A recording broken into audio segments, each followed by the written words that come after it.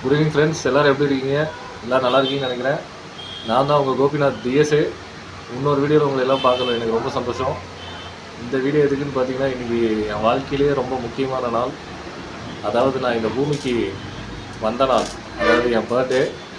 அது மட்டும் இல்லை, இன்றைக்கி பார்த்திங்கன்னா நம்ம பிஸ்னஸ் ஸ்டார்ட் பண்ணி 3 இயர்ஸ் கம்ப்ளீட் ஆகிடுச்சு. 3rd ஆனிவர்சரி செலிப்ரேட் பண்ணுறோம் இன்றைக்கி. அதுக்காக தான் இந்த வீடியோ. அந்த சந்தோஷமான தருணத்தை வந்து உங்களுக்கெல்லாம் ஷேர் பண்ணுறதுக்காக இந்த வீடியோ கொஞ்சம் லேட் ஆகிடுச்சு. ஆக்சுவலி மார்னிங்கே வந்து இந்த வீடியோ வந்து போட வேண்டியது, போஸ்ட் பண்ண வேண்டியது, பண்ண முடியல என்னால் காலையிலேயே. ஸோ கொஞ்சம் லேட் நைட் ஆகிடுச்சு. யாரும் எதுவும் தப்பாக நினச்சிக்காதீங்க, சரிங்களா?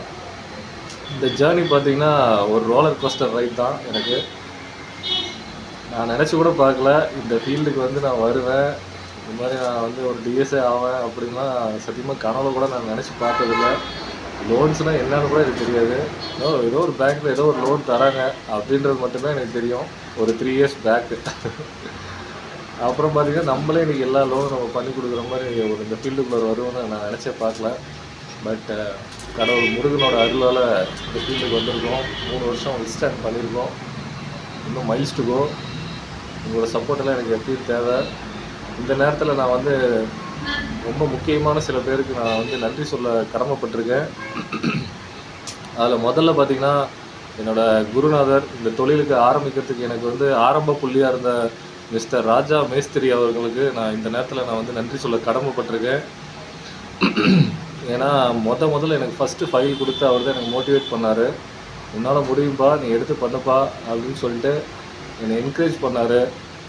யார்கிட்ட போய்ட்டு நம்ம ஒரு ஐடியா கேட்கும் போது பார்த்திங்கன்னா ஃபஸ்ட்டு டிஸ்கரேஜ் தான் பண்ணுவாங்க. மேக்ஸிமம் நீங்கள் வேணால் கேட்டு பாருங்கள். ஆனால் அவர் எடுத்த வார்த்தை எனக்கு வந்து பார்த்திங்கன்னா, நீ எடுத்து பண்ணுப்பா, உன்னால் முடியும் அப்படின்னு சொல்லிவிட்டு அவரோட ப்ராப்பர்ட்டி டாக்குமெண்ட் எனக்கு கொடுத்தாரு. கிட்டத்தட்ட அந்த ப்ராப்பர்ட்டியே பார்த்திங்கன்னா ஒரு 1.5 crores 2 crores ப்ராப்பர்ட்டி ஒர்த்து.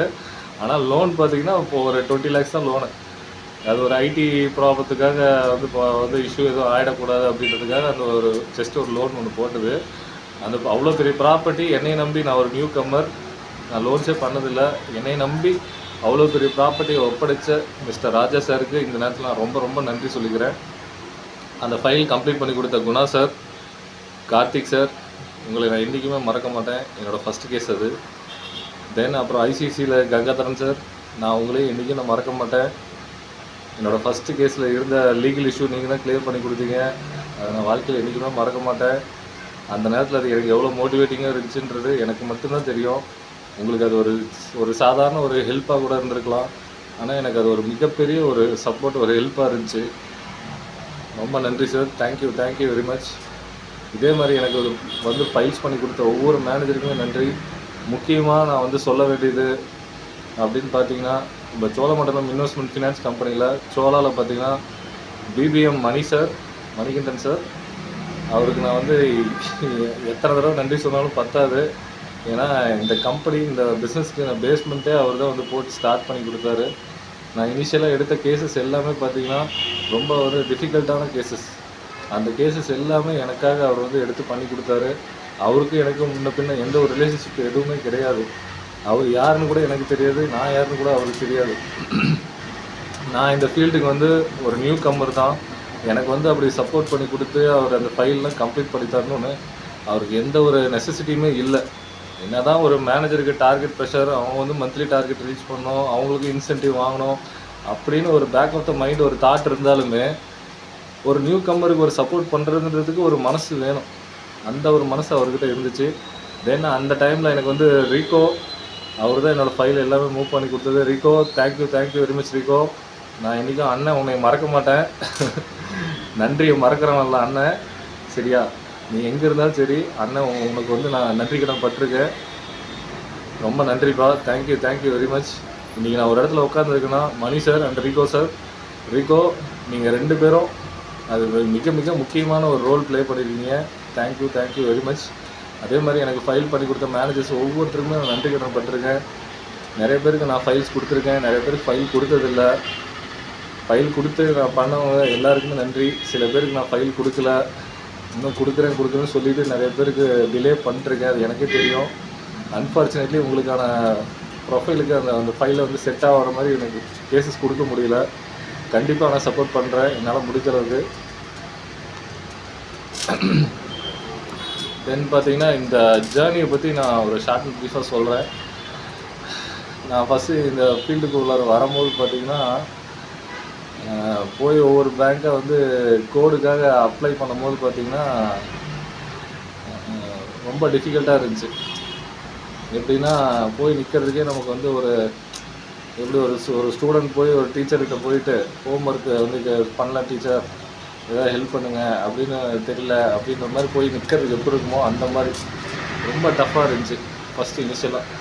ஆனால் ஒன்ஸ் அது கண்டினியூவாக அது பண்ண எனக்கு வந்து அது பழகிடுச்சு. ரொம்ப ஒரு பெரிய ஒரு டிஃபிகல்ட்டான விஷயமா தெரியல. அது காலப்போக்கில் அது எனக்கு பழகிடுச்சு அடுத்தடுத்த பேங்க்கு போகிறது. அப்புறம் ஒரு வித்ஸ்டாண்ட் பண்ணி ஒரு 3 இயர்ஸ் கம்ப்ளீட் ஆகிடுச்சு. இதில் முக்கியமான விஷயம் நம்ம என்ன நான் வந்து சொல்ல விரும்புகிறேன் அப்படின்னா, எந்த ஒரு ஃபீல்டுலையுமே சரி நமக்கு வந்து பார்த்திங்கன்னா அப்ஸ் அண்ட் டவுன்ஸ் நமக்கு எல்லாருக்குமே இருக்கும். சரிங்களா? நம்ம ஒரு சேலரிடாக ஒரு கம்பெனியில் வந்து ஒர்க் பண்ணுறதுனாலும் சரி, ஒரு பிஸ்னஸ் மேனாக இருந்தாலும் சரி, சாதாரண ஒரு வீட்டில் இருக்கிற ஒரு ஹோம் மேக்கராக இருந்தாலும் சரி, யாராக இருந்தாலும் சரி, எந்த ஃபீல்டில் இருக்கிறவங்களாக இருந்தாலும் சரி, அவங்களுக்கும் சேலஞ்சஸ் இருக்கும் லைஃப்பில். அந்த சேலஞ்சஸ்லாம் நம்ம ஃபேஸ் பண்ணணும். டிஃபிகல்ட்டிஸ் எல்லாருக்குமே இருக்கும். பெரிய பெரிய பணக்காரங்கலேருந்து சாதாரண ஏழை வரைக்கும் எல்லாருக்குமே கஷ்டம் பிரச்சனைகள் இருக்க தான் செய்யும். அதை எல்லாத்தையுமே ஃபேஸ் பண்ணி ஃபைட் பண்ணி வரதான் லைஃப். அந்த மாதிரி இந்த ஃபீல்டில் நிறையா நான் வந்து டிஃபிகல்ட்டிஸ் ஃபேஸ் பண்ணியிருக்கேன். அது சொல்கிறதுக்கு வார்த்தைகளே இல்லை. அவ்வளோ வந்து எனக்கு பேக் ஸ்டாப்பிங் வந்து அவ்வளோ பேர் பண்ணியிருக்கீங்க. எனக்கு தெரியும் யார் யாருன்னு. அது அவங்கவுங்களுக்கே தெரியும். உங்களுக்கு மனசாட்சின்னு ஒன்று இருந்துச்சு. அந்த மனசாட்சி உங்களுக்கு வந்து என்றைக்கான அதுக்கு நீங்கள் பதில் சொல்கிற மாதிரி இருக்கும். சரிங்களா?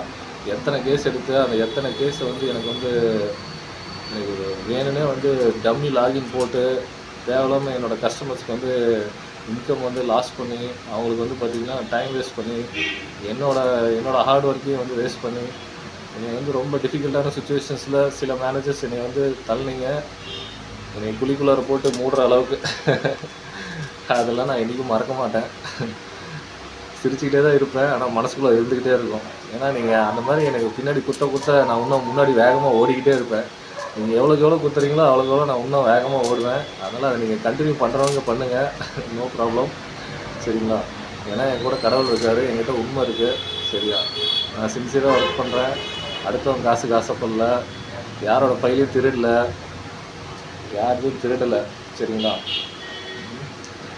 நான் எப்படி இருக்கேன்றது எல்லாருக்குமே உங்களில் ஒவ்வொருத்தருக்குமே தெரியும்.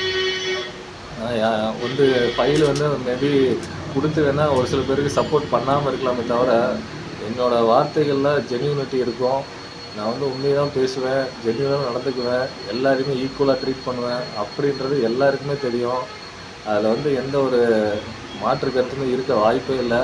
யாருமே வந்து என்னை வந்து ஒரு நெகட்டிவான ஒரு விஷயம் கூட சொல்கிறதுக்கு வாய்ப்பே இல்லை. அப்படி தான் நான் வந்து என்னோடய கேரக்டரை நான் பில்ட் பண்ணியிருக்கேன் இந்த ஃபீல்டில். சரிங்களா? எந்த ஒரு பிஸ்னஸாக இருந்தாலும் சரி, எந்த ஒரு ஃபீல்டாக இருந்தாலும் சரி, ஒரு ஃபேஸ் வேல்யூன்றது ரொம்ப முக்கியம். அந்த ஃபேஸ் வேல்யூ பில்ட் பண்ணுறதுக்கு நம்ம வந்து உண்மையான ஒரு ஜென்யூனான பர்சனாக இருக்கணும். கோபிநாத்தா இவர் கரெக்டான பர்சன். இவர்கிட்ட போனால் கரெக்டாக ஒரு விஷயம் பண்ணுவார். பண்ண முடியும்னா பண்ணுவார், இல்லை அப்படின்னா விட்டுருவார். அப்படின்ற மாதிரி இருக்குமே தவிர 10,000 கூட 20,000 கூட காசை வாங்கிட்டு ஏமாத்துறது, வந்து தேவையில்லாமல் வந்து அடுத்தவங்க ஃபைலை வந்து தெரியாமல் திருடுறது, இந்த மாதிரி வேலைலாம் வந்து நான் பண்ணதில்லை, பண்ணவும் மாட்டேன். சரிங்களா? அப்புறம் இந்த ஃபீல்டில் வந்து பார்த்திங்கன்னா இத்தனை நாளில் வந்து நான் என்ன வந்து ஒரு சக்ஸஸாக நான் நினைக்கிறேன் அப்படின்னா, என்னோடய பாயிண்ட் ஆஃப் வியூ வந்து சக்ஸஸை நான் வந்து எப்படி பார்க்குறேன் அப்படின்னா, நான் ஃபீல்டுக்குள்ளே வரும்போது ஒரு சில மேனேஜர்ஸ்கிட்ட போயிட்டு நான் வந்து கோடுக்காக அப்ளை பண்ணேன். அந்த மேனேஜர்ஸே ஆஃப்டர் 1.5 இயர்ஸ் 2 இயர்ஸ்க்கு அப்புறம் பார்த்திங்கன்னா, என்கிட்ட ஏதாவது ஜாப் வேக்கன்சி இருக்கா, வேறு ஏதாவது ஆஃபர் இருந்தால் சொல்லுங்கள், ஒரு நல்ல ஆஃபராக சொல்லுங்கன்னு சொல்லிட்டு என்னோடய ரெக்கமெண்டேஷன் என்கிட்டயே கேட்டாங்க. அது வந்து அப்படியே எனக்கு வந்து அது கூஸ் பம்ப்ஸ் மாதிரி இருந்துச்சு. ஏன்னா யாருக்கிட்ட போய் நம்ம ஒரு கோடுக்காக நின்னமோ அவங்களே நம்மக்கிட்ட வந்து ஏதாவது ஒரு வேக்கன்சி இருக்கா, இருந்தால் சொல்லுங்கள், சப்போர்ட் பண்ணுங்கள் அப்படின்னு கேட்கும்போது, அப்போ நம்ம ஏதோ ஒரு நல்ல விஷயம் பண்ணிக்கிட்டு இருக்கோம், கரெக்டான பாதையில் போயிட்டுருக்கோம், வளர்ச்சியை நோக்கி போகிறோம், இப்போ முன்னுக்கு போயிட்டுருக்கோம் தான், கரெக்டான பாதையில் போயிட்டுருக்கோம் தான் அர்த்தம் இல்லையா? அது எனக்கு ரொம்ப ரொம்ப சந்தோஷமாக இருந்துச்சு. அதே மாதிரி பார்த்திங்கன்னா ஒரு 3 இயர்ஸ் பேக் பார்த்திங்கன்னா என்கிட்ட ஒரு ஏடிஎம் கார்டு கூட இல்லை. ஒரு சேவிங்ஸ் அக்கௌண்ட்டு கூட இல்லை. சொல்லப்போனால் ஒரு 50 ரூபா பெட்ரோல் போகிறது கூட என்கிட்ட கையில் காசு இருக்காது. அப்படி இருக்கிற நம்ம இன்றைக்கி வந்து ஒரு அளவுக்கு டெவலப் ஆகிருக்கோம் அப்படின்னா அதுக்கு எல்லாத்துக்குமே காரணம் நம்மளோட கடின உழைப்பு தான். Hard work plus smart work.